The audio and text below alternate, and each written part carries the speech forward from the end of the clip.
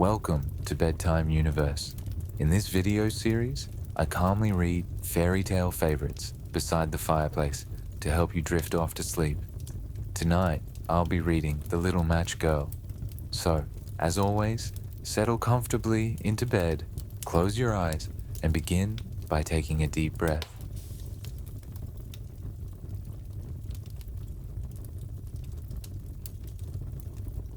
It was dreadfully cold. It was snowing fast and almost dark. The evening, the last evening of the old year, was drawing in. But cold and dark as it was, a poor little girl with bare head and feet was still wandering about the streets. When she left her home, she had slippers on, but they were much too large for her. Indeed, really, they belonged to her mother, and had dropped off her feet while she was running very fast across the road to get out of the way of two carriages. One of the slippers was not to be found. The other had been snatched up by a little boy, who ran off with it, thinking it might serve him as a doll's cradle. So the little girl now walked on, her bare feet quite red and blue with the cold. She carried a small bundle of matches in her hand, and a good many more in her tattered apron. No one had bought any of them the livelong day. No one had given her a single penny. Trembling with cold and hunger, she crept on, the picture of sorrow. Poor little child. The snowflakes fell on her long, fair hair, which curled in such pretty ringlets over her shoulders. But she thought not of her own beauty, nor of the cold. Lights were glimmering through every window, and the savor of roast goose reached her from several houses. It was New Year's Eve, and it was of this that she thought. In a corner formed by two houses, one of which projected beyond the other, she sat down, drawing her little feet close under her.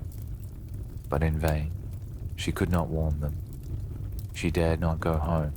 She had sold no matches, earned not a single penny, and perhaps her father would beat her. Besides, her home was almost as cold as the street. It was an attic, and although the larger of the many chinks in the roof were stopped up with straw and rags, the wind and snow often came through. Her hands were nearly dead with cold. One little match from her bundle would warm them, perhaps if she dare light it. She drew one out and struck it against the wall. Bravo! It was a bright, warm flame, and she held her hands over it. It was quite an illumination for that poor little girl. Nay, call it rather a magic taper, for it seemed to her as though she was sitting before a large iron stove with brass ornaments, so beautifully blazed the fire within. The child stretched out her feet to warm them also. Alas! In an instant the flame had died away. The stove vanished. The little girl sat cold and comfortless, with the burnt match in her hand. A second match was struck against the wall. It kindled and blazed, and wherever its light fell, the wall became transparent as a veil. The little girl could see into the room within. She saw the table spread with a snow-white damask cloth, whereon were ranged shining china dishes. The roast goose, stuffed with apples and dried plums, stood at one end, smoking hot, and, which was pleasantest of all to see, the goose, with knife and fork still in her breast, jumped down from the dish and waddled along the floor right up to the poor child. Then the match went out, and only the thick, hard wall was beside her. She kindled a third match. Again upshot the flame, and now she was sitting under a most beautiful Christmas tree, far larger and far more prettily decked out than the one she had seen last Christmas Eve through the glass doors of the rich merchant's house.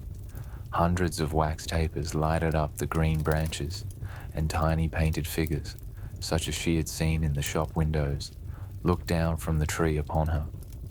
The child stretched out her hands towards them in delight, and in that moment, the light of the match was quenched.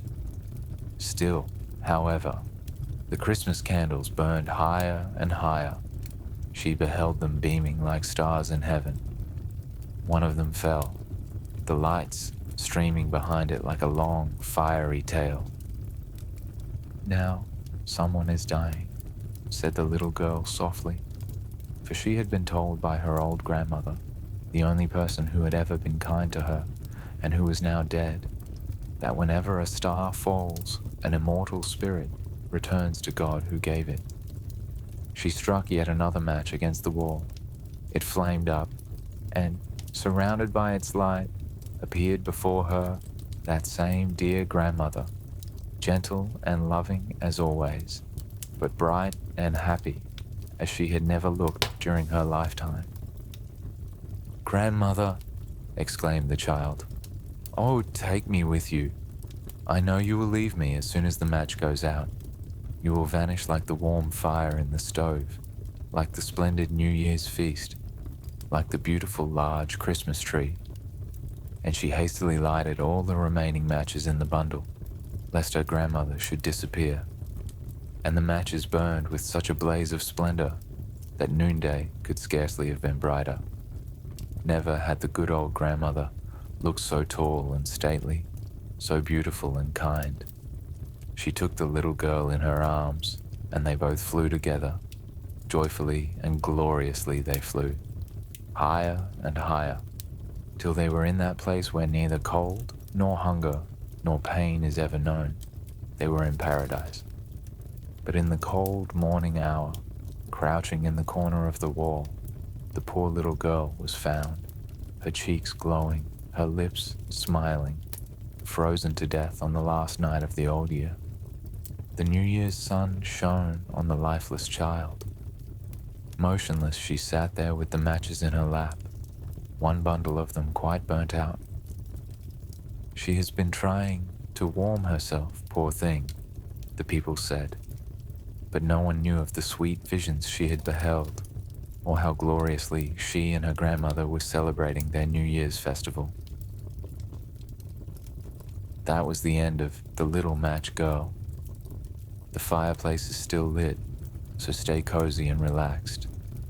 Whether you drift off to sleep or simply enjoy the quiet, remember that this time of rest is valuable. Sweet dreams, and I'll see you next time.